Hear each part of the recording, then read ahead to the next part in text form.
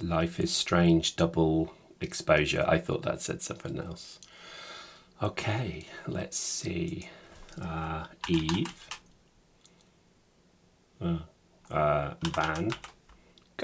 There we go. Ooh, right, hang on. The key vision statements for EVE Online is that we want to create the ultimate science fiction experience. So what I think my initial reaction to this is, why is it on Steam? I guess it's not got to be on Steam because everything's on Steam nowadays. But yeah, okay, let's comment on what we see, because yeah, let's just start there. I don't know anything really about EVE Vanguard. I missed the playtests. I was in stasis aboard HMS Buttdong 7.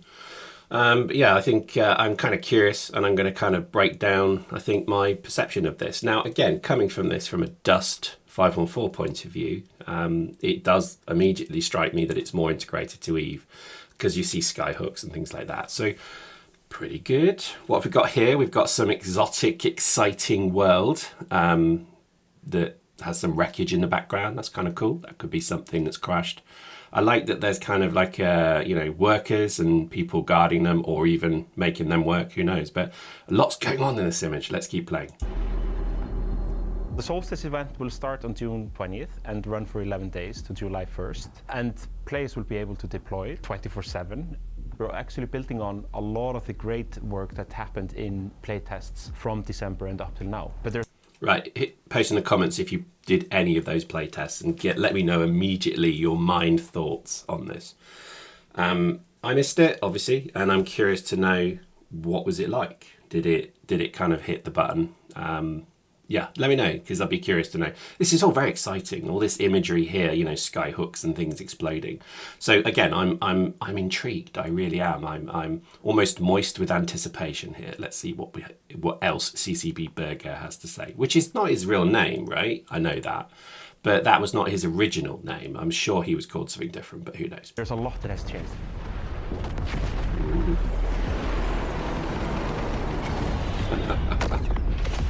I mean, that's pretty awesome, right? Things dropping from space to blow you up. That's kind of funny. Look at what we have here. We have Desolation, or Luton Town Centre, maybe at midnight. If you don't know what Luton is, Google it. Again, it looks good. I like it. It's all the things that I think I wanted from Dust. So Dust to me was obviously a round-based shooter with set maps that you could go and run around and gun and stuff. But the biggest fun part about it was you could change it so that it was more about what you wanted it to be. So an example here would be, we would get in dropships and go to the ceiling, the skybox, and just jump around from one to the other. And if you fell off, lol, you're an idiot. But it's that kind of freeness, and I kind of could see it. I could see they're baking freeness into this, which is like an advert for bread. But anyway, let's go. It's a brand new map. It's a completely new biome. It's Like new his name. wreckage, new hazards, and looks like a beautiful. That looks great. I mean, you can't look at that and go, ooh, that looks pretty good. I think this is the benefit of doing static maps, because things that are procedurally generated, like No Man's Sky or Starfield, the concept is always better than the delivery. And that's because I just think there's not the ability to, I guess, create clever enough algorithms that make something cool. No Man's Sky, I think, is getting there. If you've never played that game, you should probably try it. But again, it's something that you go, wow, this looks incredible. And then as you start to dig away at it, you realize it's not actually as big as you thought it would be. I don't mind that as well, but I think this, with a very pretty level, okay, it's going to be a level that you load into and you play within, but I like it already, because to me this is kind of, I don't know, I like this. This is good. Let's keep going. Beautiful archipelago that's been completely corrupted by wreckage that's crashed into the nearby ocean. There's plenty of new content being added to the experience. We will be See, let's just pause there. So, I don't think there's vehicles in this, which is really makes me sad, but let's hope one day they can add to it. But I think this is kind of interesting. I think there's NPCs. So again, post in the comments if I got that wrong. But what I'm seeing is good. I'm liking what I'm seeing, because it's the kind of things that you want from a shooter.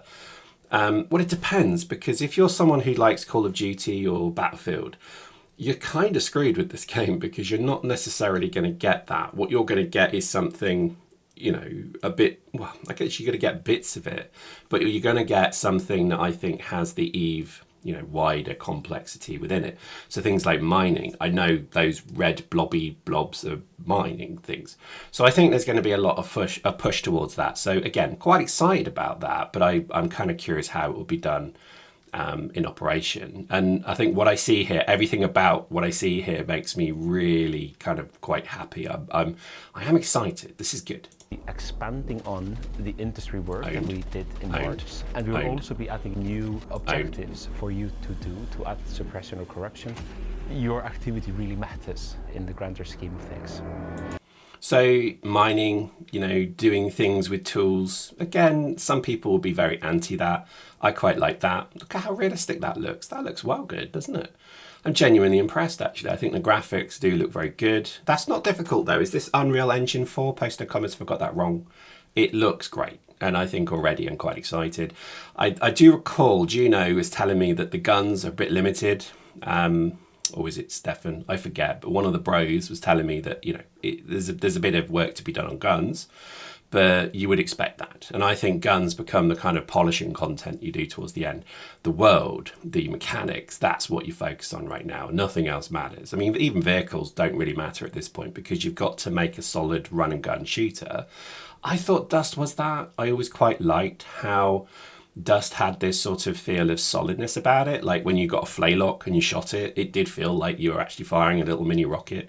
The assault rifles felt quite good as well. So, oh yeah, forge guns. Oh my goodness, what an incredibly good gun that was. And you actually felt the thing spool up. You felt it then fire. You know, you could almost kind of feel the kick as you fired it from a tall building into a control point and got like 2 kills. And then you knew that you had become a master. When you first deploy, your weapon will be pretty thin and you'll need to go and find chipsets in the environment that you can either get through looting or completing activities and events. Okay, so there is a looter-shooter element to it, a bit like Division, kind of like that. That's kind of cool. I think it does sort of drive you to not just camp because you want to go and get better stuff for your guns, I guess. It sort of smells a bit of Tarkov, which is obviously good because Tarkov's a brilliant game. I like it. There's some nice elements being baked in here. I do like the way that there is like a grid, there's a matrix somewhere that someone has pulled together of all the kind of, you know, let's say notable characteristics of all the different types of games, PUBG, Tarkov, you know, even things like Minecraft.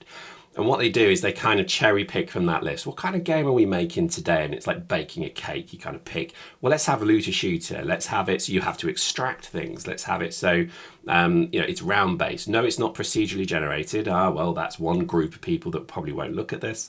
But let's make it so the maps are very beautiful and very kind of action driven. So that's another set. So it's a really challenging situation the game developers are in. Because you could argue with this, there's not going to be a pretty strong template from one side or the other of how to do this. I could be wrong, but it doesn't feel as if there is. I think the challenge they have is make good FPS for EVE. And that's hard because when you think about it, that's actually quite difficult. It's got the 3 new activities, which are the secured salvage sites, the mining rights. That man has a fine, fine beard. And then with these escape pods, which are strewn all over the landscape that you can go and hack open with your mining laser. The secured salvage site is a lockdown secured depot, which the enemies found some stuff and they've put it under a shield, and it's up to you to sort of break in and take the stuff for yourself. And very good. So look at what we're seeing here. The graphics are great. You've got sort of like a crashed ship module here. This is good. My ultimate aim is shipboarding. I think the fact that the Deathless have now introduced shipboarding torpedoes means this is where it's going to end up. I cannot wait for this. This is the sole reason I'm back, because if we have shipboarding in EVE where I can run through a Titan shooting my little plasma gun, I'm going to be a very, very happy man. Oh, also jetpacks and jet bikes. And you can use your mining laser to hack these panels to then gain access to the internals. This is where you're getting cool chipsets, which goes to support the adaptive weaponry and make your weapon unique to you. I don't know why, but that just literally made me quiver with excitement. And it's almost like the simplest of point and click things, but I definitely felt something when that happened. That made me very happy in the trousers.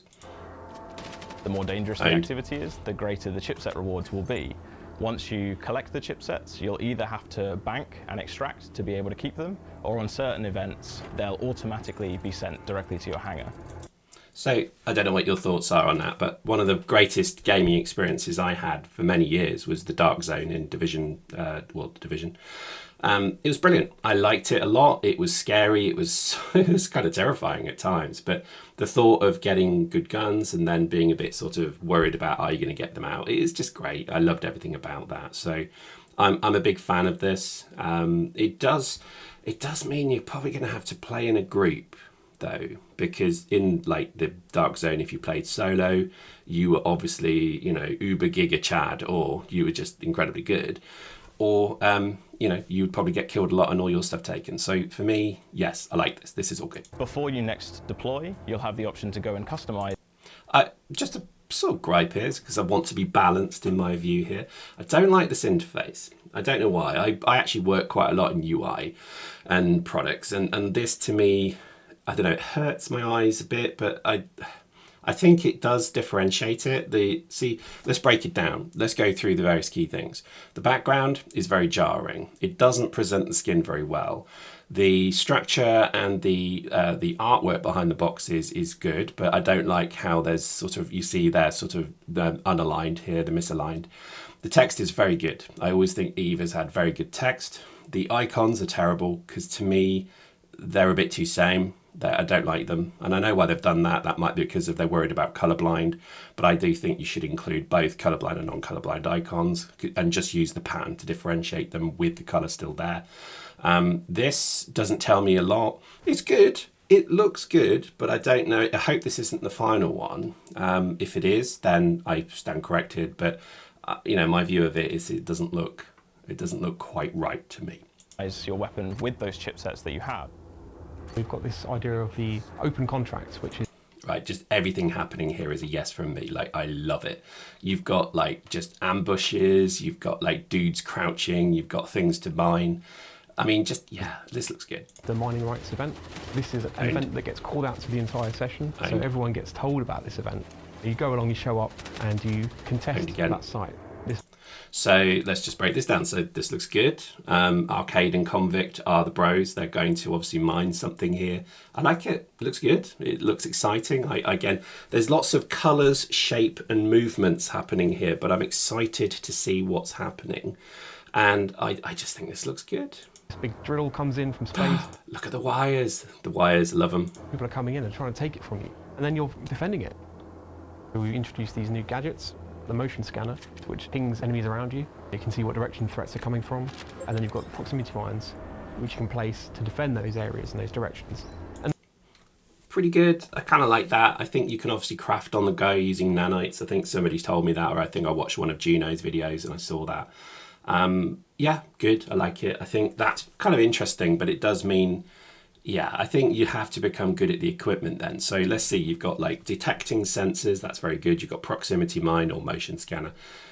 Signal beacon, no idea what that is. Deployable shields. This is all very exciting. I think this could be quite cool, because one of the things of Dust is if you deployed with one type of fit, then you could be countered with another. So I think this maybe removes that. So this might mean that you're much more strategically or tactically placed to find a group of people and change your fitting midway. I mean, that's kind of interesting to me. Let's see how that plays out. And that came from feedback from players saying that they wanted more tools to help make their sessions more interesting.